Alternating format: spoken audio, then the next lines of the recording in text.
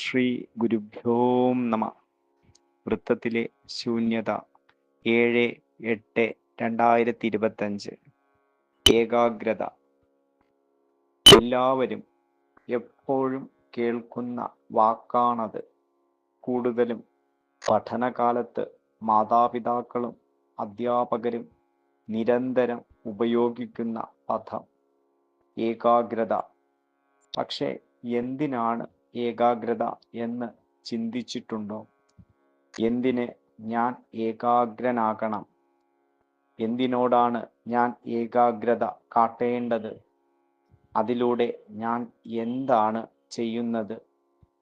ഇതിൻ്റെ ഉത്തരത്തിനായി ഏകാഗ്രതയോടെ ഒരു ശ്രമം നടത്തൂ. അപ്പോൾ ഉത്തരം ലഭിക്കും.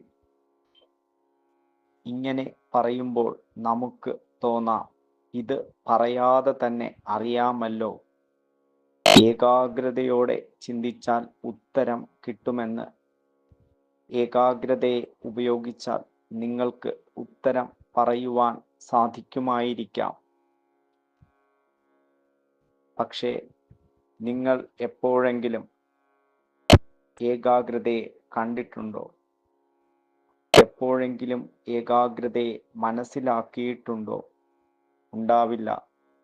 നമ്മൾ അങ്ങനെയാണ്.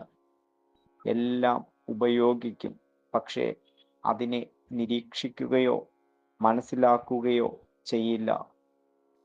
നാം നമ്മുടെ ശരീരത്തെ ഉപയോഗിക്കുന്നു, എന്നാൽ എപ്പോഴെങ്കിലും മനസ്സടങ്ങുന്ന ഈ ശരീരത്തെ നിരീക്ഷിച്ച് മനസ്സിലാക്കിയിട്ടുണ്ടോ? മനസ്സ് മനസ്സിലാക്കുന്നതാണ് നമുക്ക് ശരിയായി തോന്നുന്നത്. ആ തോന്നുന്നതിലൂടെ നമ്മൾ പ്രവർത്തിച്ച് ജീവിക്കുന്നു. ഏകാഗ്രതയെപ്പറ്റി ഏകാഗ്രതയോടെ ചിന്തിച്ചിട്ട് എന്താണ് ഏകാഗ്രത എന്ന് പറയുവാൻ പറഞ്ഞാൽ ഉത്തരം പറയുമായിരിക്കാം.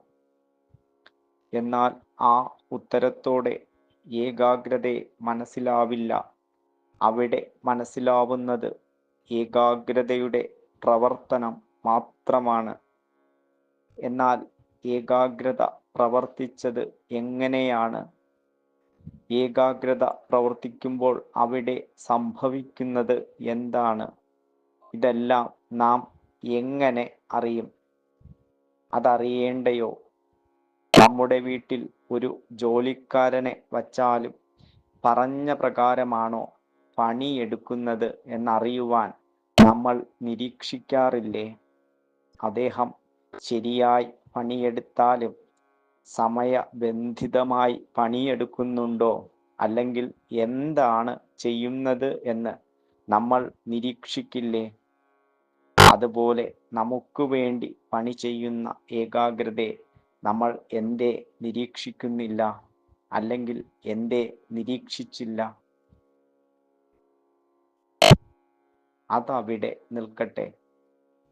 ഏകാഗ്രതയോടെ ചിന്തിച്ചപ്പോൾ എന്താണ് ഏകാഗ്രത എന്ന് ഉത്തരം കിട്ടിയെങ്കിൽ അവിടെ മനസ്സിനെ ഉപയോഗിച്ചോ അതോ നിരീക്ഷകനെ ഉപയോഗിച്ചോ? ഇവരുടെ രണ്ടുപേരുടെയും ഉത്തരം രണ്ടായിരിക്കും. എന്താ തർക്കമുണ്ടോ? നിരീക്ഷകന്റെ നിരീക്ഷണമല്ല ഏകാഗ്രതയെപ്പറ്റി മനസ്സ് പറയുന്ന കണ്ടെത്തൽ. ഏകാഗ്രതയുള്ള മനസ്സുപയോഗിച്ച് ഏകാഗ്രതയെപ്പറ്റി പറഞ്ഞപ്പോൾ നമ്മൾ മറ്റെല്ലാറ്റിനെയും മറന്നു. ഒന്നിനെ പറ്റി മാത്രം ചിന്തിച്ചു. അവിടെ സമഗ്രത ഉണ്ടായോ? ഇല്ല. നമുക്ക് വേണ്ടത് സമഗ്രതയോ അതോ ഏകാഗ്രതയോ? മനസ്സിൻ്റെ ലോകത്തിൽ നിലനിന്നാൽ ഏകാഗ്രത മതി. എന്നാൽ നിരീക്ഷകന്റെ ലോകത്തിൽ സമഗ്രത അനിവാര്യമാണ്. ഇതുകൊണ്ടാണ് ഏകാഗ്രത നേടൽ അല്ല ധ്യാനം എന്ന് പറയുന്നത്. എന്തിനാണ് ഒരു ധ്യാന സാധകൻ നിരീക്ഷകനായി മാറുന്നത് എന്നതിന് ഉത്തരം ലഭിച്ചുവോ? മനസ്സിൻ്റെ ലോകത്ത് ജീവിക്കുന്നവർ പോലും വിജയത്തിന് ഏറ്റവും വലുതായി കാണുന്ന ഏകാഗ്രത നിരീക്ഷകന്റെ വീക്ഷണത്തിൽ എത്രത്തോളം ചെറുതായിരുന്നു എന്ന് ചിന്തിച്ചു നോക്കൂ. നിരീക്ഷകന്റെ നിരീക്ഷണത്തെ ചിന്തിച്ചു മനസ്സിലാക്കുവാൻ പാടില്ലെങ്കിലും മനസ്സിലാക്കുവാൻ വേണ്ടി മാത്രം പറയുകയാണ്. ശരിക്കുള്ള അനുഭവം ലഭിക്കാൻ നിരീക്ഷകനെ ഉണർത്തി അവരവർ തന്നെ ചെയ്തേ മതിയാകൂ. നിരീക്ഷകൻ നിരീക്ഷിക്കുമ്പോൾ കാര്യങ്ങൾ സമഗ്രതയോടെ മനസ്സിലാകുന്നു. നിരീക്ഷകൻ ഉണരുമ്പോൾ നാം ഒരു കർമ്മവും ചെയ്യേണ്ട എന്നല്ല പറഞ്ഞു വരുന്നത്. നിരീക്ഷകൻ ഉണരാൻ ഒരു കർമ്മവും ഒരു പ്രയത്നവും വേണ്ട എന്നാണ് മനസ്സിലാക്കേണ്ടത്. അതായത് നാം എല്ലാ കർമ്മങ്ങളും അനുഷ്ഠിക്കുമ്പോഴും ഒരു നിരീക്ഷകന്റെ സാന്നിധ്യം അവിടെ ഉണ്ടായിരിക്കണം എന്നർത്ഥം. നാം ചെയ്യുന്ന എല്ലാ കർമ്മവും ഈശ്വരൻ നിരീക്ഷിക്കുന്നു എന്ന് വീമ്പ് പറയുവാൻ എളുപ്പമായിരിക്കും. കാരണം അതൊരു ആശയം മാത്രമാണ്. എന്നാൽ ഇവയെല്ലാം നിരീക്ഷിക്കുന്ന നിരീക്ഷകൻ നമ്മളിൽ ഉണ്ട് എന്ന യാഥാർത്ഥ്യമാണ് നാം അനുഭവിക്കേണ്ടത്. ഹരി ഓം. ഹരി ഓം. 7-ാം തീയതി ഓഗസ്റ്റില് വൃത്തത്തിലെ ശൂന്യതയിൽ ഏകാഗ്രതയെ കുറിച്ചാണ് പ്രതിപാദിക്കുന്നത്. അതിനൊരു റെലവൻസ്, ഒരു പ്രാധാന്യം ഉണ്ട്. നമ്മള് ധ്യാനത്തിലോട്ട് കടക്കുന്നതിന് മുമ്പേ പിന്നെ ഒരു ഒരു പിന്നെ ഇത് ഏകാഗ്രത ഡെവലപ്പ് ചെയ്യണം ആണ് പറയുന്നത്. അതായത് പാതഞ്ജലി യോഗസൂത്രത്തില് ധാരണ എന്ന് പറയുന്ന ഒരു സ്റ്റേറ്റ് കഴിഞ്ഞിട്ടാണ് ധ്യാനം ഉണ്ടാവുന്നത്. അപ്പൊ ആ ധാരണ ഈ ഏകാഗ്രതയിൽ പിന്നെ ശ്രദ്ധ കേന്ദ്രീകരണം ആണ് അവിടെ പ്രാക്ടീസ് ചെയ്യേണ്ടത്. അപ്പൊ അങ്ങനെ നമ്മുടെ ആ മെഡിറ്റേറ്റീവ് ഒരു preparation, it's A preparation for deep meditation. അപ്പൊ പക്ഷെ ഇത് ഒക്കെ ഈ നമ്മുടെ പാതഞ്ജലി യോഗസൂത്രത്തില് ഇത് എങ്ങനെ ചെയ്യേണ്ട, ഏത് തലത്തിലാണ് നമ്മൾ ചെയ്യേണ്ടതെന്നൊരു വിവരം, ആ ഇൻഫർമേഷൻ അല്ലെങ്കിൽ ആ അറിവ് നമുക്ക് അവിടെ കിട്ടില്ല. ഇത് നമ്മുടെ ബോധപ്രാപ്തനായ ഗുരുവാണ് ചൂണ്ടിക്കാണിക്കുന്നത്. അത് ആ പ്രോസസ് മൈൻഡ് ലെവലിലുള്ളതാണ് ഏകാഗ്രത. പക്ഷെ അതിനപ്പുറമുള്ള വേറെ ഒരു ലെവലുണ്ട്, ആ നിരീക്ഷകന്റെ ലെവൽ. അപ്പോ ആ ഏകാഗ്രതയ്ക്ക് അപ്പുറവും ഉള്ള ആ നിരീക്ഷണം തലത്തിൽ പോയാലേ ഉള്ളൂ ആ ധ്യാനത്തിലോട്ട് കുറച്ചുകൂടെ അടുക്കുന്നത്. അതൊരു ബോധപ്രാപ്തനായ ഗുരുവിനെ ഉള്ളൂ അത് പിന്നെ പറഞ്ഞു തരാൻ പറ്റുന്നത്. അതാണ് ആ പോയിന്റ് അവിടെ. നമ്മളിപ്പം പാതഞ്ജലി യോഗസൂത്രം എടുത്താൽ ഇവരിങ്ങനെ ഇത് പറയും, ധാരണ ഇസ് വൺ സ്റ്റേജ്, അതിനെ കുറിച്ചൊക്കെ പറയും എങ്ങനെ അത് ചെയ്യേണ്ടത്. അതിന് മുമ്പെയുള്ള പ്രത്യാഹാരത്തിന്റെ സ്റ്റെപ്സ് ഒക്കെ അവർ പറഞ്ഞു തരും. അതാ സെൻസ് വിത്ഡ്രോവലിന് എങ്ങനെയാണ്, ഏത് ഭക്ഷണം കഴിക്കണം, ഏത് കാലാവസ്ഥയിൽ പിന്നെ മെഡിറ്റേഷൻ എങ്ങനെയാ ചെയ്യേണ്ടതെന്നൊക്കെ അതൊക്കെ പറഞ്ഞു തരും. ആ ഇന്ദ്രിയങ്ങളിൽ നിന്നും വരിഞ്ഞു വരാൻ ആ പ്രത്യാഹാര സ്റ്റേജ്. പിന്നെ അത് കഴിഞ്ഞിട്ട് ധാരണയെക്കുറിച്ച്. പക്ഷെ ധാരണയെ കുറിച്ച് കൂടുതൽ അത്രയും പറഞ്ഞിട്ടില്ല. എങ്കിലും ഫോക്കസ്ഡ് കോൺസെൻട്രേഷൻ ആണ് എന്ന് മനസ്സിലാക്കിയിട്ടുണ്ട്. അപ്പോ അങ്ങനെ വരുമ്പോ അതിന്റെ ആ ഫൈൻ പോയിന്റ്, അത് ആ മനോതലത്തിൽ നിന്നല്ല ചെയ്യണ്ടേ, അതിനപ്പുറം ഒരു ലെവലിൽ നിന്ന് ചെയ്യണം എന്നുള്ളത് നമുക്കൊരു ബോധപ്രാപ്തനായ ഗുരുവിൽ നിന്ന് മാത്രമേ ഈ ഇൻഫർമേഷൻ നമുക്ക് കിട്ടുള്ളൂ. അത് അപ്രീഷിയേറ്റ് ചെയ്യേണ്ടതാണ് നമ്മള് ശരിക്കും. അപ്പൊ അതാണ് റെലവൻസ് പറയുന്നത്. പിന്നെ അത് കാര്യത്തിലോട്ട് വരികയാണ്. ഗുരുജി എഴുതിയ കാര്യങ്ങള് ഈ പഠനകാലത്തിൽ നാം ഏകാഗ്രത പരിശീലിച്ചുണ്ടാകും. പഠന വിഷയങ്ങളിൽ പിന്നെ ശ്രദ്ധ കേന്ദ്രീകരിച്ച് ഏകാഗ്രത നോക്കുക. പിന്നെ അതായത് മനപൂർണതയിൽ വിഷയങ്ങൾ മനസ്സിലാക്കുവാനുള്ള ആ പരിശ്രമം ചെയ്തിട്ടുണ്ടാവും. ഈ ശ്രദ്ധ കേന്ദ്രീകരണം അല്ലെങ്കിൽ ഏകാഗ്രത പിന്നെ എന്തിനാണ് പിന്നെ ഏകാഗ്രൻ ആകണ്ടേ, പിന്നെ എന്തിനോടാണ് ഏകാഗ്രത കാട്ടണ്ടേ എന്ന് ഇങ്ങനത്തെ ഒരു ചോദ്യം ചോദിക്കുമ്പോൾ അവിടെ ഏകാഗ്രതയിൽ എന്താണ് ചെയ്യുന്നത്, ഞാൻ ചെയ്യുന്നത്, ഇതെല്ലാം ഇതിനൊക്കെ ആൻസർ ചോദിക്കുവാണെങ്കിൽ പിന്നെ ആ അനുഭവ തലത്തിൽ വെച്ച് അവിടെ നിന്ന് നമുക്ക് ആ മനോതലത്തിൽ നിന്ന് വല്ലതും പറയാൻ പറ്റുമായിരിക്കും. അത് പിന്നെ ഏതെങ്കിലും ഒരു പിന്നെ വസ്തുവിലോ വിഷയത്തിലോ പിന്നെ ഫോക്കസ് ചെയ്ത് മനഃപൂർണ്ണതയെ കേന്ദ്രീകരിക്കുക. അപ്പൊ അങ്ങനെ നോക്കുമ്പോ നമ്മുടെ ആ പിന്നെ റിട്രീറ്റിലൊക്കെ നമ്മളെ മനോപൂർണ്ണതയിൽ ചെയ്ത് മൈൻഡ്ഫുൾ ഈറ്റിംഗ്, മൈൻഡ്ഫുൾ പല ആക്ടിവിറ്റീസ് നമ്മൾ ചെയ്തത് അതൊക്കെ ഇതിന്റെ ഒരു ഭാഗമായിരുന്നു. അപ്പൊ പിന്നെ അത് ചെയ്തിട്ട് അപ്പൊ അതിനു വേണ്ടി ഒരു പ്രിപ്പറേഷനും ആയിരുന്നു അത് ഈ ധ്യാനത്തിലോട്ട് പോകുന്നതിന് മുമ്പ്. അപ്പൊ പിന്നെ ഇതിന്റെ പർപ്പസും തീർച്ചയായിട്ടും നമ്മൾ പഠിക്കുന്ന കാലത്ത് അതൊരു പരിശീലനമാണ്. ടീച്ചേഴ്സും പിന്നെ പേരൻസും പറയുന്നതാണ് ആ ശ്രദ്ധയോടെ ഫുൾ മൈൻഡ് ആ പഠന വിഷയത്തിൽ ഫോക്കസ് ചെയ്ത് ആ പരിശീലനം അങ്ങനെ കൊണ്ടുവരുമ്പം ആ മൈൻഡിന്റെ ഡിസ്ട്രാക്ഷൻസ് കുറയ്ക്കാൻ, അങ്ങോട്ടും ഇങ്ങോട്ടും മനസ്സിൽ പോകാതിരിക്കാൻ വൺ പോയിന്റഡ് ഫോക്കസിങ് ചെയ്ത് ആ പരിശീലനം കൊണ്ടുവന്നാൽ മനസ്സില് കുറച്ചുകൂടെ ക്ലാരിറ്റിയും ആ ഒരു സ്റ്റേബിൾ മൈൻഡ് ഉണ്ടാകുന്നതാണ്. അതിനൊക്കെ ആണെന്ന് നമ്മൾ ആ അനുഭവതലത്തിൽ നിന്ന് പറയും. പക്ഷെ അത്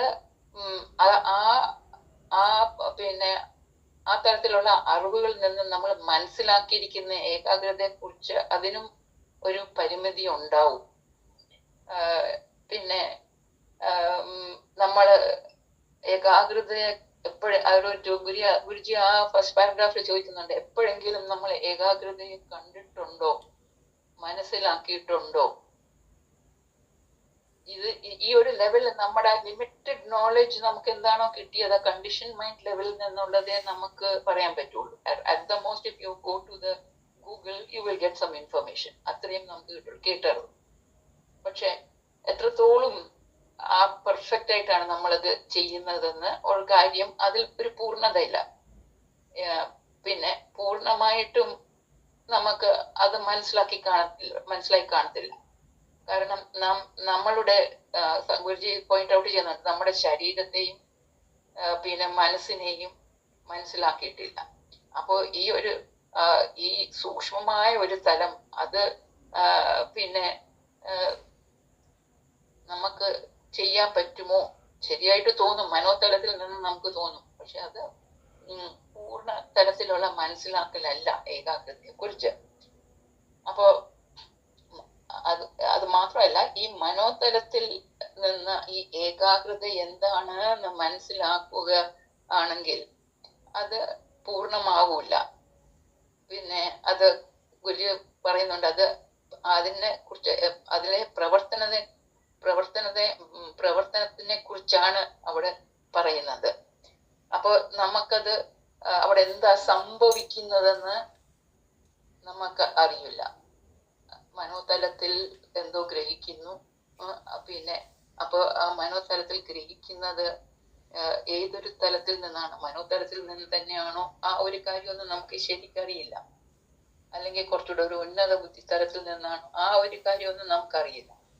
അപ്പോ നമ്മളത് നിരീക്ഷിക്കേണ്ടതല്ലേ എന്നാണ് ആ പിന്നെ ധ്വനി അവിടെ. അപ്പോ അതിന് ഒരു കമ്പാരിസൺ വെച്ച് പറയുന്നുണ്ട്, എങ്ങനെയാണോ നമ്മൾ ഒരു ജോലിക്കാരനെ വെച്ചാൽ നിരീക്ഷിച്ച് അദ്ദേഹം ശരിയായും സമയത്തിനും ആ ജോലി ചെയ്യുന്നുണ്ടോന്ന് നിരീക്ഷിക്കുന്നത് പോലെ എന്തും കൊണ്ട് നമുക്കും നമ്മുടെ ആ ഏകാഗ്രതയെ നമ്മളിൽ സേവനം ചെയ്യുമ്പോൾ എന്തും കൊണ്ട് ആ ഏകാഗ്രതയും നമ്മൾ നിരീക്ഷിക്കാത്തത്. പിന്നെ ആ ഒരു ചോദ്യം അവിടെ നിൽക്കുമ്പം പിന്നെ ആ മുകളിലത്തെ ചോദ്യത്തിന് നമ്മൾ ഉത്തരം കൊടുത്തത് അവിടെയും അപ്പൊ ഈ അഭാവം, ഈ ഏകാഗ്രതയെ മനസ്സിലാക്കുന്നതിന്റെ അതിനകത്ത് ഒരു പെർഫെക്ഷൻ ഇല്ലാത്ത കാര്യമാണ് അതിനകത്ത് നമ്മൾ മനസ്സിലാക്കണ്ടേ. അപ്പൊ ഒന്ന്, ഈ ഏകാഗ്രതയുടെ കാര്യത്തിൽ വൺ തിങ്, നിരീക്ഷണമില്ല നമ്മുടെ ഈ തലത്തിൽ നമ്മൾ ഇത് മനസ്സിലാക്കി പോകുമ്പോൾ. പിന്നെ ഏകാഗ്രതയെ കുറിച്ച് നമ്മൾ മനസ്സിലാക്കിയതനുസരിച്ച് ഉത്തരം കൊടുക്കുവാൻ സാധിക്കുമായിരിക്കും. എങ്കിലും ഒരു കാര്യത്തിൽ നമ്മൾ ബോധവാനാകേണ്ടതാണ്, അത് അതിനകത്ത് ആദ്യം നമുക്ക് നല്ലൊരു പോയിന്റാണ് ഗുരുജി തരുന്നത്. ഏകാഗ്രതയെ കുറിച്ച് മനസ്സിലാക്കിയത്, അതായത് ഉത്തരം കൊടുത്തത് മനസ്സ് ഉപയോഗിച്ചാണ്. അത് ഉപയോഗിച്ചിട്ടാണോ അല്ലെങ്കിൽ നിരീക്ഷകനെ ഉപയോഗിച്ചിട്ടാണോ? അതാണ് നമ്മള് ശരിക്കും നമ്മൾ തന്നെ അത് അവെയർ ആവണം, അതിനെ കുറിച്ച് ബോധവാനാകണം. അപ്പോ അവിടെ അത് ഗുരുജി പറയുന്നത് നിരീക്ഷകന്റെ നിരീക്ഷണം അല്ല, ആ നിരീക്ഷണം മനോതലത്തിൽ നിന്നുള്ളതല്ല. അപ്പോ ഈ നിരീക്ഷകൻ സത്തയുടെ കൂടാണ്. അപ്പൊ ആ ലെവലിലാണ് നിരീക്ഷണം. നിരീക്ഷകന്റെ നിരീക്ഷണം അല്ല ഏകാഗ്രതയെ പറ്റി മനസ്സ് പറയുന്ന കണ്ടെത്തൽ. അതാണ് ആ വ്യത്യാസം. അപ്പോ ഏകാഗ്രതയെ കുറിച്ച് പറയുന്ന ആ മനസ്സ്, ഏകാഗ്രത is confined to that mental activity എന്നുള്ള രീതിയിൽ. എന്നാൽ നിരീക്ഷകൻ അതല്ല. അപ്പൊ അവിടെ വരുന്നുണ്ട് ആ ലിമിറ്റേഷൻസ്. വളരെ ഇമ്പോർട്ടന്റ് ആയിട്ടുള്ള ഒരു പോയിന്റ് ആണിത്. നിരീക്ഷകന്റെ നിരീക്ഷണമല്ല ഏകാഗ്രതയെ പറ്റി മനസ്സ് പറയുന്ന കണ്ടെത്തൽ. കാരണം ഏകാഗ്രതയുള്ള മനസ്സ് ഉപയോഗിച്ച് ഏകാഗ്രതയെ പറ്റി പറഞ്ഞപ്പോൾ നമ്മൾ മറ്റെല്ലാത്തിനെയും മറന്നു. ഏകാഗ്രതയെ പറ്റി മാത്രം ചിന്തിച്ചു. അതാണ് നമ്മുടെ ലിമിറ്റേഷൻ, ആ മൈൻഡ് ലെവലിൽ നിൽക്കുന്നത് കൊണ്ട്. അതായത് ഇൻ ടോട്ടാലിറ്റി നമ്മൾ അത് വ്യൂ ചെയ്തില്ല. ആ ഫോക്കസിങ് ഒരു പോയിന്റിൽ ചെയ്യുന്ന കാര്യം, ഇപ്പം നമ്മൾ മനോപൂർണതയിൽ ആ ഏകാഗ്രതയിൽ ചെയ്യുന്നു എന്ന് പറയുമ്പോ ബോധതലത്തിലുള്ള സമഗ്രമായിട്ടുള്ള തലത്തിലല്ല അത് ചെയ്യുന്നത്. ആ മൈൻഡ്ഫുൾനെസിന്റെ ആ മൈൻഡ് ലെവലിൽ നിന്ന് അവിടെ ശ്രദ്ധിക്കുവാണെങ്കിൽ, അതായത് ആ മൈൻഡ് ലെവലിൽ നിന്നുകൊണ്ട് ചെയ്യുന്ന ആക്ടിവിറ്റി എന്താണോ അതിൽ ശ്രദ്ധിക്കുകയോ, അല്ലെങ്കിൽ tasting of any sweet or any fruit given to you, ടങ്ങിന്റെ ആ ഇന്ദ്രിയ തലത്തിലുള്ള അനുഭവം അവിടെ ഫോക്കസ് ചെയ്യുമ്പം അവിടെ ഏകാഗ്രത ഉണ്ട്. പക്ഷെ മനസ്സിനെ ഉപയോഗിച്ചുള്ള ആ മൈൻഡ്ഫുൾനെസിന്റെ ലെവലിലാണ് അത് ചെയ്യുന്നത്. പക്ഷെ അതിനേക്കാട്ടുള്ള ഒരു ഉയർന്ന തലമുണ്ട് മൈൻഡ്ഫുൾ ആയിട്ട് ചെയ്യാൻ പറ്റുന്നത്, ബോധതലം. അതിലല്ല. അപ്പൊ അവിടാണ് ആ ലിമിറ്റേഷൻ. അപ്പൊ എന്താണ് നമ്മൾ ഇങ്ങനെ ഈ ഏകാഗ്രത എന്ന് പറയുന്നത് is confined to mental activity. അപ്പൊ അവിടെ സമഗ്രതയില്ല. ടോട്ടലായിട്ട് ആ ബോധമണ്ഡലം അല്ലാത്ത ആ തലത്തിൽ ഗ്രഹിക്കാത്തത് കൊണ്ട് അവിടെ ഒരു സമഗ്രത ഇല്ലാത്ത ഒരു ചിന്തനമാണ് അവിടെ ഏകാഗ്രത എന്ന് പറയുന്നത്. സമഗ്രത ഇല്ലാത്ത ചിന്തനം. മനസ്സിന്റെ ലോകത്തിൽ ഏകാഗ്രത മതിയാവും. പിന്നെ പൂർണ്ണമായ മനസ്സിലാക്കുന്നത് ആയിരിക്കത്തില്ലത്, എങ്കിലും അത് മതിയാവും. എന്നാൽ നിരീക്ഷകന്റെ മേഖലയിൽ നിൽക്കുമ്പോൾ സമഗ്രത അനിവാര്യമാണ്, അതുണ്ടാവും തന്നെ. കാരണം സത്തയോടെ ചേർന്നിരിക്കുന്ന നിരീക്ഷകൻ. അപ്പൊ ആ സത്തയുടെ ക്യാരക്ടറിസ്റ്റിക് ആയിട്ടുള്ള സച്ചിദാനന്ദ സ്വരൂപത്തിന്റെ അംശം അതൊക്കെ കാണും. അപ്പൊ ആ ആത്മീയ ഹൃദയം അതൊക്കെ അവിടെ ഉണ്ടാവും. അപ്പൊ അത് അനിവാര്യമാണ് അവിടെ. അപ്പൊ ഏകാഗ്രത നേടൽ അല്ല ധ്യാനം. അത് അല്ലെങ്കിലും അത് ഇവിടെയും പറയുന്നുണ്ട്. പതഞ്ജലി യോഗ സൂത്രത്തിൽ പറയുന്നത് അഷ്ടാംഗ യോഗത്തിലെ 6ാമത്തെ അംഗമാണ് ധാരണ. അത് പ്രത്യാഹാരവും ധ്യാനത്തിന്റെ ഇടയ്ക്ക് വരുന്നതാണ്. അത് വേറൊരു ഫേസാണ്. അത് കഴിഞ്ഞിട്ടാണ് അതിനെ മൈൻഡിനെ അങ്ങനെ കേന്ദ്രീകരിക്കാൻ റെഡിയാക്കി വെച്ചിട്ട് പിന്നെയാണ് നമുക്ക് അടുത്ത ആ ധ്യാനത്തിലോട്ട് പോകാൻ പറ്റുന്നത്.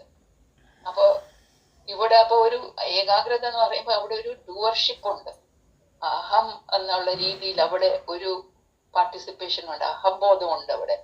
പക്ഷെ നമ്മൾ ധ്യാനത്തിൽ പോകുമ്പം അവിടെ ഡ്യൂവർഷിപ്പ് ഇല്ലാതെ അതിനകത്തോട്ട് വഴുതി നാച്ചുറലായിട്ട് വീഴുകയാണ്. അപ്പോ നിരീക്ഷകന്റെ മേഖലയിൽ നിൽക്കുമ്പോൾ പിന്നെ സമഗ്രത അനിവാര്യമാണ്. ആ സമഗ്രത is related to that സച്ചിദാനന്ദ സ്വരൂപം. അതായത് ആ ഹാർട്ട് ലാംഗ്വേജ്, പിന്നെ ബോധം ഫുൾ, അവയർനെസ് ഫുൾ, ശരിയായ രീതിയിൽ ടോട്ടാലിറ്റി ഏതെങ്കിലും കാര്യം ഗ്രഹിക്കുന്നതായിരിക്കും ഈ മനസ്സിലാക്കൽ എന്ന് പറയുന്നത് ആ ബോധതലത്തിൽ നിന്ന്. അപ്പൊ അടുത്തത് 3-ാമത്തെ പാരഗ്രാഫിൽ അതുകൊണ്ടാണ് ഗുരുജി പറയുന്നത്, മനോതലത്തിൽ നിൽക്കുമ്പോൾ ഏകാഗ്രതയ്ക്ക് പ്രാധാന്യം കൊടുക്കാറുണ്ട്. എന്നാൽ നിരീക്ഷകന്റെ നിരീക്ഷണത്താൽ മനസ്സിലാക്കുന്നത് അത് പൂർണ്ണമാണ്. അതിനെക്കാട്ടിൽ അതായത് ആ ഒരു നിരീക്ഷകന്റെ ലെവലിനെക്കാട്ടിൽ ലോവർ ആയിട്ട് ഉള്ളത്, അതായത് ലിമിറ്റേഷൻ, പരിമിതി ഉള്ളതാണ് പിന്നെ ഈ മനസ്സിലാക്കൽ, മനോതലത്തിൽ നിന്ന് മനസ്സിലാക്കുന്നത്. അപ്പോ ഏകാഗ്രതയിൽ ഉണ്ടാകുന്ന ആ ഗ്രഹണ ശക്തി അതിനേക്കാട്ടിൽ കൂടുതലായിരിക്കും നിരീക്ഷകന്റെ ലെവലിൽ ഉണ്ടാകുന്ന ഗ്രഹണശക്തി. ഫുള്ളി കുറച്ചുകൂടെ ബോധതലത്തിൽ നിന്നായിരിക്കും നമ്മൾ കുറച്ചുകൂടെ അവെയർ ആയിരിക്കും. ആ മനസ്സിലാക്കുന്നതിൽ ഒരു സമഗ്രത ഉണ്ടാവും. നിരീക്ഷകൻ നിരീക്ഷണത്തിനെ കുറിച്ച് ചിന്തിക്കുകയല്ല, ബോധതലത്തിൽ ഗ്രഹിക്കുക എന്നതാണ്. ആ നിരീക്ഷണ തലത്തിൽ നിൽക്കുമ്പോൾ പിന്നെ ഓരോ സാധകരും നിത്യസാധന, അതായത് ഈ നിമിഷത്തിൽ നിന്ന് പിന്നെ വിവേക ബുദ്ധി ആശ്രയിച്ച് മനസ്സിനെ നിസ്സംഗമായി നിരീക്ഷിച്ച് സത്തയോടെ ചേർന്ന് നിൽക്കുന്ന നിരീക്ഷകനെ ഉണർത്തി ബോധമണ്ഡലത്തിൽ എത്രത്തോളം നിലനിൽക്കാൻ പറ്റുമോ അങ്ങനെ വർദ്ധിക്കേണ്ടതാണ്. പിന്നെ ഒരു വേറെ പോയിന്ററും കുറിച്ച് അത് പറയുന്നുണ്ട് ഇവിടെ ആ പാരഗ്രാഫില്.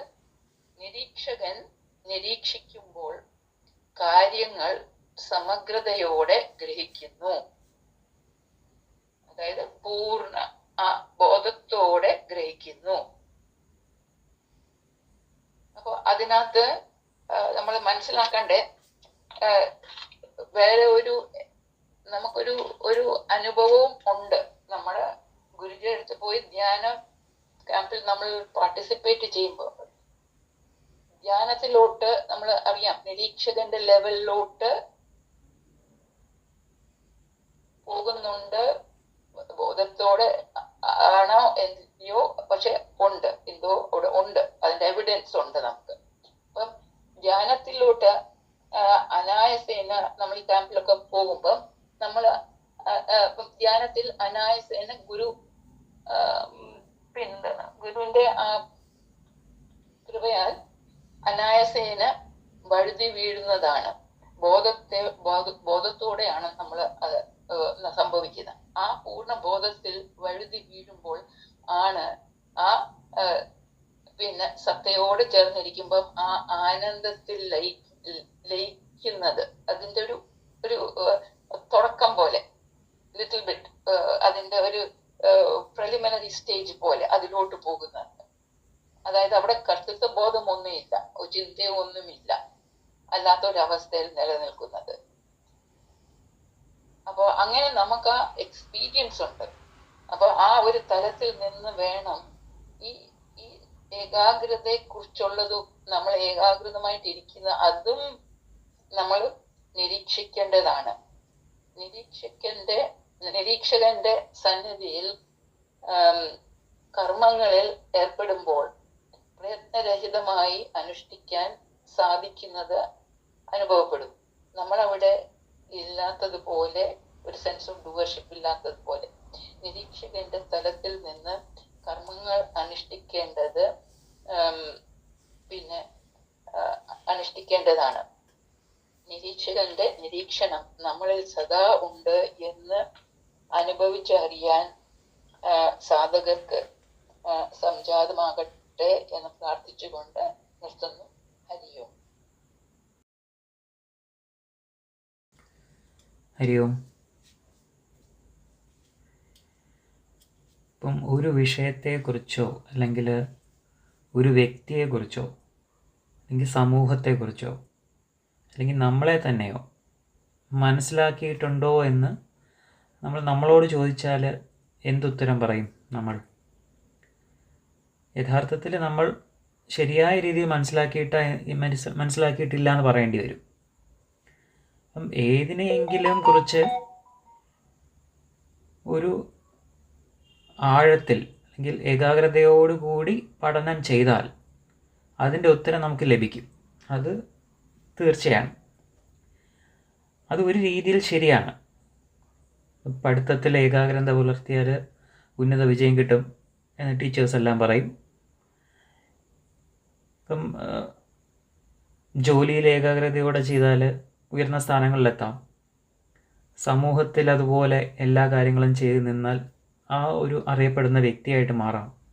നല്ലൊരു കുടുംബസ്ഥനാവാം. അങ്ങനെ പലതും ചെയ്യാം. ഓരോ മേഖലയിലും ഏകാഗ്രത പുലർത്തിയാൽ കിട്ടും. ഇതെല്ലാം ചെയ്യാൻ സാധിക്കും.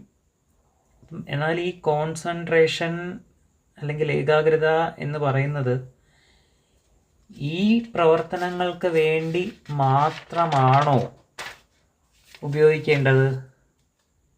ഒരിക്കലുമല്ല. അപ്പം ഈ ചെയ്യുന്നതും പ്രവർത്തിക്കുന്നതും ആര്, എന്തിന് എന്ന ചോദ്യത്തിന് ഉത്തരം കൂടി കൊടുക്കുമ്പോഴേ യഥാർത്ഥ ഏകാഗ്രതയുടെ പ്രസക്തി അല്ലെങ്കിൽ അതിൻ്റെ ഫലം ഉണ്ടാവുകയുള്ളൂ. മറ്റേതെല്ലാം പുറമേ ഉപരിതലത്തിൽ മാത്രം ചെയ്യുന്നതാണ്.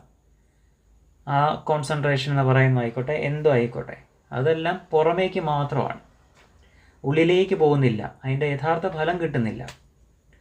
അപ്പം ഈ പ്രവർത്തനങ്ങളൊക്കെ മനസ്സുപയോഗിച്ചാണ് നമ്മൾ നടത്തിയത് എന്ന് ഒന്ന് ഏകാഗ്രതയോടുകൂടി ചിന്തിച്ചാൽ നമുക്ക് മനസ്സിലാവും. അപ്പം നിരീക്ഷകൻ്റെ ദൃഷ്ടിയിൽ കൂടി ഏകാഗ്രതയെ നോക്കുമ്പോൾ ഈ പറഞ്ഞതൊന്നും ശരിയായ ഏകാഗ്രതയുടെ ഫലം നൽകില്ല എന്ന് തിരിച്ചറിയാനും സാധിക്കും. അപ്പം ഏകാഗ്രത പൂർണ്ണതയിലേക്ക് എത്തണം.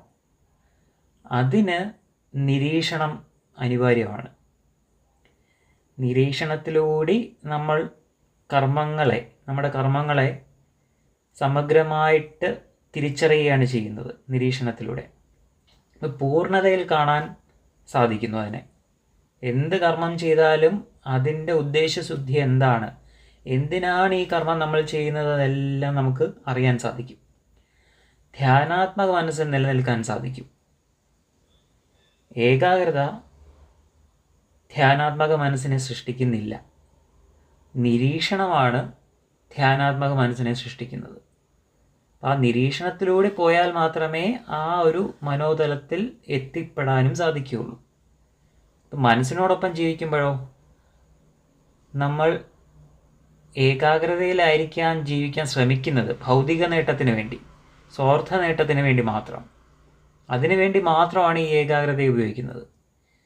എന്നാൽ ഒരു സാധകനോ നിരീക്ഷണത്തിലൂടെ കർമ്മങ്ങളുടെ പൂർണ്ണതയെ തിരിച്ചറിഞ്ഞ് ഒട്ടലില്ലാതെ ഒരു കർമ്മയോഗിയായിട്ട് സ്വതന്ത്രനായിട്ടാണ് ജീവിക്കുന്നത്. ഒന്നിലൊട്ടലില്ലാതെ, ഒന്നിലൊരു കർത്തൃത്വം ഏറ്റെടുക്കുന്നില്ല. നിസ്വാർത്ഥമായിട്ട് സ്വതന്ത്രനായിട്ട് ജീവിക്കുന്നു. തന്നെ അറിഞ്ഞ് ജീവിക്കുന്നു. പൂർണ്ണതയിൽ ജീവിക്കുന്നു. അവൻ്റെ ജീവിതത്തിനൊരു ലക്ഷ്യമുണ്ട്. അവനെ അറിഞ്ഞ്, അവൻ്റെ ഇപ്പോഴത്തെ അവസ്ഥയെ അറിഞ്ഞ്, എന്തിനു വേണ്ടിയാണ് എൻ്റെ ജന്മം എന്നുള്ളത് അറിഞ്ഞ് ആ പൂർണ്ണതയിലാണ് ജീവിക്കുന്നത് നിരീക്ഷണത്തിലൂടെ. സാധകൻ കർമ്മങ്ങളിൽ നിന്നും ഒളിച്ചോടുകയല്ല ചെയ്യുന്നത്. എന്നാൽ സമൂഹത്തിൻ്റെ മുന്നിൽ പലപ്പോഴും നമ്മൾ കേട്ടിട്ടുള്ള ചോദ്യങ്ങളായിരിക്കും ഇതെല്ലാം. എന്നാൽ സാധകൻ ശരിക്കും കർമ്മങ്ങളിൽ നിന്ന് ഒളിച്ചോടുകയല്ല ചെയ്യുന്നത്.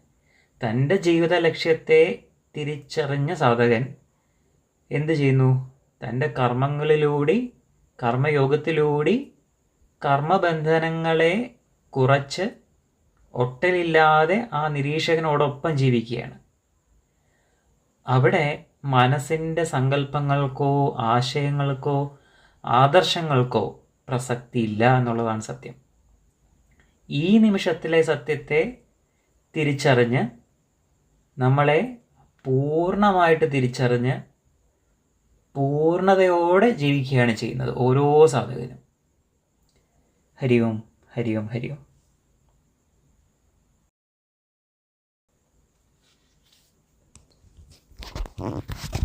ഹരി ഓം. ഓം ശ്രീ ഗുരുഭ്യോ നമഃ. മനസ്സിന്റെ ഏകാഗ്രമായ നിരീക്ഷണവും നിരീക്ഷകന്റെ സമഗ്രമായ നിരീക്ഷണവും ഇവ തമ്മിലുള്ള വ്യത്യാസങ്ങളാണ് ഇന്നത്തെ വൃത്തത്തിലെ ശൂന്യതയിലെ പ്രതിപാദ്യ വിഷയം. നമുക്കറിയാം, നമ്മുടെ മനസ്സ് പൊതുവെ ചലിച്ചുകൊണ്ടിരിക്കുന്നതാണ്. ചിന്തകളിൽ നിന്ന് ചിന്തകളിലേക്കും അല്ലെങ്കിൽ വിഷയങ്ങളിൽ നിന്ന് വിഷയങ്ങളിലേക്കും ഓർമ്മകളിൽ നിന്ന് ഓർമ്മകളിലേക്കും അതുപോലെ സങ്കല്പങ്ങളിൽ നിന്ന് സങ്കല്പങ്ങളിലേക്കും ആശയങ്ങളിൽ നിന്ന് ആശയങ്ങളിലേക്കും കാഴ്ചകളിൽ നിന്ന് കാഴ്ചകളിലേക്കും മനസ്സ് ഇങ്ങനെ മാറി മറിഞ്ഞുകൊണ്ടേയിരിക്കും. അപ്പൊ ഇവിടെ ഭൗതികതയിൽ ഏകാഗ്രത ആവശ്യമാണ്. കാരണം ഏകാഗ്രത ഇല്ലാത്തവർക്ക് പഠനത്തിലോ അല്ലെങ്കിൽ ജോലിയിലോ ഒന്നും തന്നെ മികവ് പുലർത്തുവാൻ കഴിയില്ല. ഏകാഗ്രത എന്ന് പറയുമ്പോൾ നമ്മൾ മനസ്സിലാക്കുന്നത് മനസ്സ്, ശ്രദ്ധ, ബുദ്ധി എന്നിവയെ ബോധപൂർവം ഒരു വിഷയത്തിൽ ആഴത്തിൽ ഇളകാതെ നിർത്തുക എന്നതാണ്. അപ്പോൾ അതിനെ വ്യക്തമായി ഗ്രഹിച്ചെടുക്കുവാൻ സാധിക്കുന്നു. ആ സമയത്ത് നമ്മൾ മറ്റൊന്നും തന്നെ അറിയുന്നില്ല. ഒരു വിഷയത്തിൽ ഏതിലാണോ ഏകാഗ്രമായി മനസ്സും ശ്രദ്ധയും ബുദ്ധിയും കേന്ദ്രീകരിച്ചിരിക്കുന്നത് ആ വിഷയത്തെക്കുറിച്ച് മാത്രമാണ് നമ്മൾ അറിയുന്നത്. അതുപോലെ തന്നെ മനസ്സിന് ഇഷ്ടമുള്ള വിഷയമാണെങ്കിൽ മനസ്സതിലും പെട്ടെന്ന് തന്നെ ശ്രദ്ധ കേന്ദ്രീകരിക്കും, അവിടെ ഒരു ഏകാഗ്രത ഉണ്ടാകും. എന്നാൽ മനസ്സിന് ഇഷ്ടമില്ലാത്ത വിഷയം അത് നമ്മൾക്ക് മനസ്സിലാക്കണമെങ്കിൽ നമ്മൾ ബോധപൂർവം മനസ്സിനെയും ശ്രദ്ധയെയും അതിൽ കേന്ദ്രീകരിക്കേണ്ടി വരും. പിന്നെ ഈ ഏകാഗ്രത എങ്ങനെ പ്രവർത്തിക്കുന്നു എന്ന് നമ്മൾ നിരീക്ഷിക്കുന്നില്ല. ഇവിടെ മനസ്സിലാക്കാൻ സാധിച്ചത് മനസ്സിന്റെ ഏകാഗ്രമായ നിരീക്ഷണത്തിന് ഒരു തുടർച്ചയില്ല.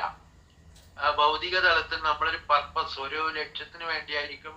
ഇപ്പൊ പഠിക്കുന്ന കുട്ടികളാണെങ്കിൽ ആ ഒരു പാഠഭാഗം അത് നന്നായി മനസ്സിലാക്കാൻ വേണ്ടിയായിരിക്കും ആ ഏകാഗ്രമായി ആ മനസ്സും അതിലെ ഏകാഗ്രത പുലർത്തുന്നത്.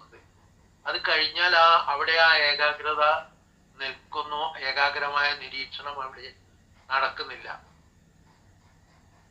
അതുപോലെ തന്നെ ഒരു വസ്തുവിൽ അല്ലെങ്കിൽ ഒരു കർമ്മത്തിൽ ഏകാഗ്രത പുലർത്തുമ്പോൾ നമ്മുടെ ഉള്ളിൽ എന്താണ് സംഭവിക്കുന്നത് എന്ന് നമ്മൾ നിരീക്ഷിച്ചറിയുന്നില്ല.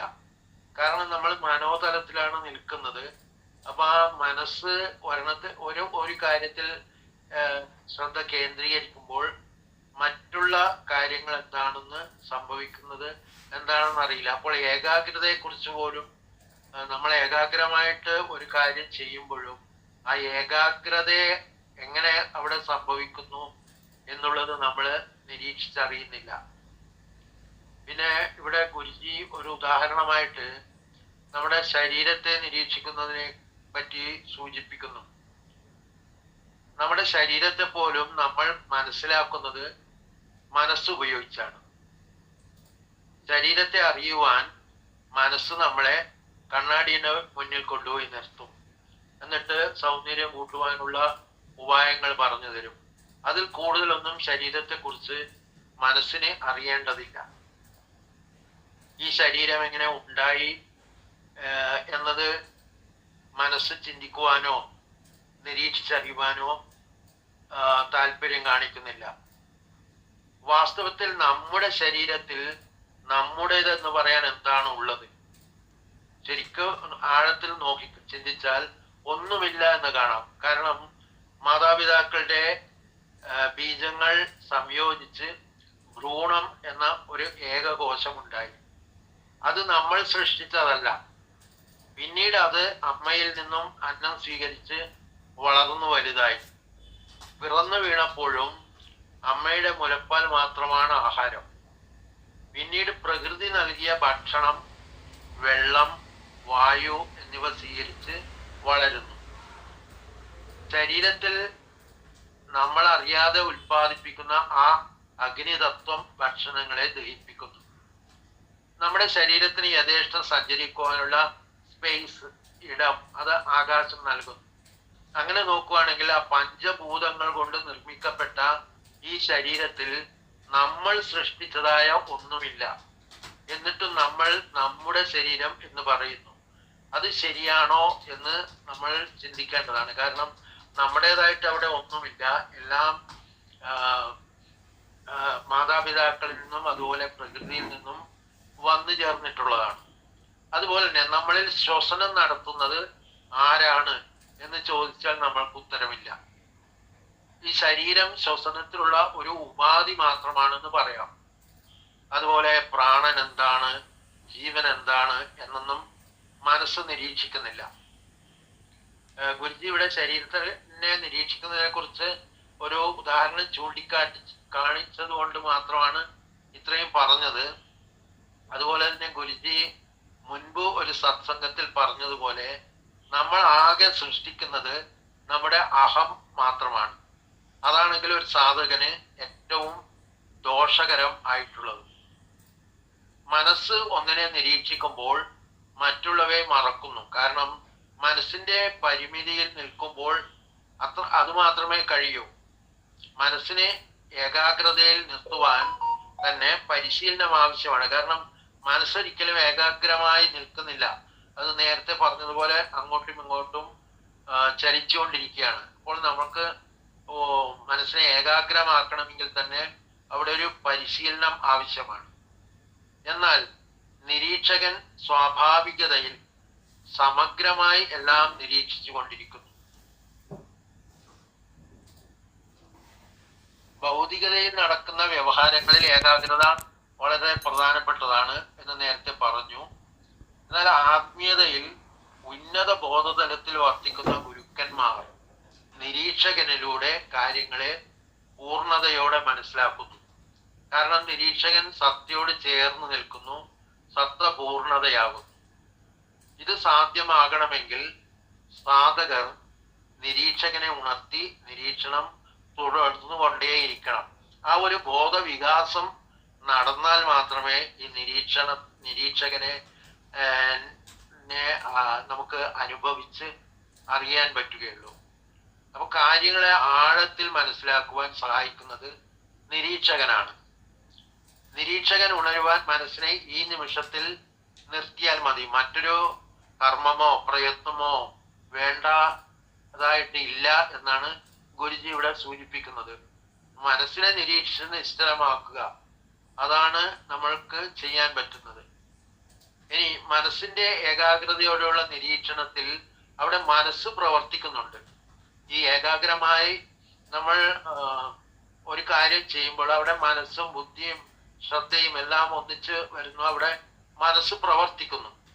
എന്നാൽ നിരീക്ഷകന്റെ ഈ സമഗ്രമായ നിരീക്ഷണത്തിൽ മനസ്സ് നിശ്ചലമാണ്. കാരണം നിരീക്ഷകനും ഉണരുന്നത് മനസ്സ് ധ്യാനാത്മക മനസ്സാകുമ്പോൾ മാത്രമാണ്. ധ്യാനാത്മക മനസ്സ് എന്ന് പറയുമ്പോൾ ചലനങ്ങളില്ലാത്ത മനസ്സ്. അപ്പൊ ഏകാഗ്രതയുള്ള നിരീക്ഷണം മനസ്സ് നടത്തുന്നത് മനസ്സും കൂടി അതിൽ പ്രവർത്തിക്കുന്നുണ്ട്.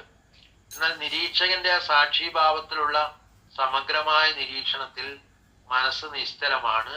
അപ്പോൾ ആ ഉന്നത ബോധതലത്തിൽ ഒരേ സമയം സമഗ്രമായി കാര്യങ്ങളെ ഗ്രഹിക്കുവാൻ കഴിയുന്നു. ഗുരുജി ഇവിടെ മറ്റൊരു കാര്യം കൂടി പറയുന്നു. എന്നിൽ ഒരു നിരീക്ഷകൻ ഉണ്ട് എന്ന ബോധം ഒരു സാധകന് എപ്പോഴും ഉണ്ടായിരിക്കണം. കുറച്ചു ദിവസം മുമ്പുള്ള ഒരു വൃത്തത്തിലെ ശൂന്യതയിൽ ഗുരുജി എഴുതിയ ഒരു കാര്യമാണ് ഇവിടെ ഓർമ്മ വരുന്നത്. അതായത് ഒരു ബംഗ്ലാവിന് മുന്നിൽ ഘടിപ്പിച്ചിട്ടുള്ള നിരീക്ഷണ ക്യാമറ പോലെയാണ് നമ്മളിലെ നിരീക്ഷകൻ എന്ന്. അതായത് ആ ക്യാമറയുടെ പരിധിയിൽ ഒരേ സമയം നടക്കുന്ന പല സംഭവങ്ങളും അതേപടി ആ ക്യാമറയിൽ പതിയുന്നു. നിരീക്ഷണ ക്യാമറ ഒന്നിനെയും വ്യാഖ്യാനിക്കുകയോ നിർവചിക്കുകയോ മറച്ചു വെക്കുകയോ ചെയ്യുന്നില്ല. അപ്പോൾ ആ നിരീക്ഷണത്തിൽ ഒരു പൂർണ്ണതയുണ്ട്. അതാണ് ആ സമഗ്രമായ നിരീക്ഷണം എന്ന് പറയുന്നത്. അപ്പോൾ നമ്മളിൽ ഓരോ ചിന്തകൾ വന്നു പോകുമ്പോഴും, നമ്മൾ സംസാരിക്കുമ്പോഴും, നമ്മൾ കർമ്മങ്ങൾ ചെയ്യുമ്പോഴും നമ്മുടെ ഉള്ളിലുള്ള നിരീക്ഷകൻ അത് നിരീക്ഷിക്കുന്നു എന്നറിയുമ്പോൾ നമ്മൾ കുറെ കൂടി ജാഗ്രതയോടും സൂക്ഷ്മതയോടും കൂടി കർമ്മങ്ങളിൽ ഏർപ്പെടുന്നു. അപ്പൊ അവിടെ ഒരു പൂർണ്ണത കൈവരുന്നു. അപ്പോ സാധകർ എന്ന നിലയിൽ നമ്മൾക്ക് ചെയ്യാൻ പറ്റുന്നത് നിരന്തരമായ സാധനയാൽ മനസ്സ് ധ്യാനാത്മക മനസ്സാക്കി മാറ്റി ഈ നിരീക്ഷകൻ ഉണ്ടെന്നുള്ള യാഥാർത്ഥ്യം അനുഭവിച്ചറിയുവാൻ നമുക്ക് ഗുരുകൃപയാൽ കഴിയട്ടെ. എല്ലാ സാധകർക്കും അതിന് കഴിയട്ടെ എന്ന് പ്രാർത്ഥിച്ചുകൊണ്ട് ഈ വാക്കുകൾ ഗുരുപാദങ്ങളിൽ സമർപ്പിക്കുന്നു. ഹരി ഓം.